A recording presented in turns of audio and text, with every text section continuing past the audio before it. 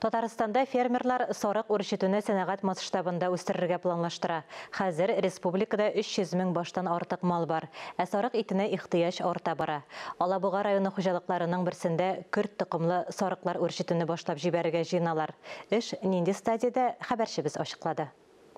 Татарстан болынарында Австралияның Меринос токымлы сарыклары. Аларны асрауга артык күп чыгымнар кирәкми, хуҗасына табышлы. Юны ите сыйфаты өчен бәяләнә. Хәзер хуҗалыкта шундый 300 баштан артык сарык бар. Бер ел инде үрчетә башлаганнар. Мы решили данным бизнесом заняться, попробовать, изучив рынок. Без әлеге бизнес белән шөгыльләнергә, үзебезне сынап карарга булдык. Сарык итенә сорау зур бит. Сарык ите тәмле дә, сыйфатлы да.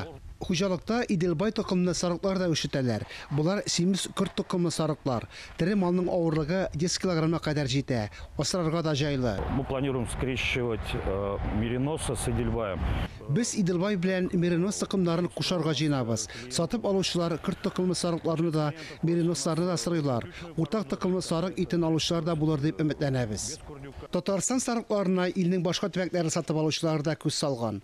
Башта фермерлар безнең базар ихтыяҗына эшләргә тели. Әле ярты гасыр элек кенә республикада миллион башка якын сарык үрчеткәннәр. Хәзер булсан 3 тапкырга кимерәк. Якындагы 1-2 елда хуҗалыкта тереләрнең баш санын 2500-га җиткәргә җыеналар. Фарис Мөхәммәтов, Фируза Насирова, Владимир Ярков, Татарстан яңалыклары, Алабуга районы.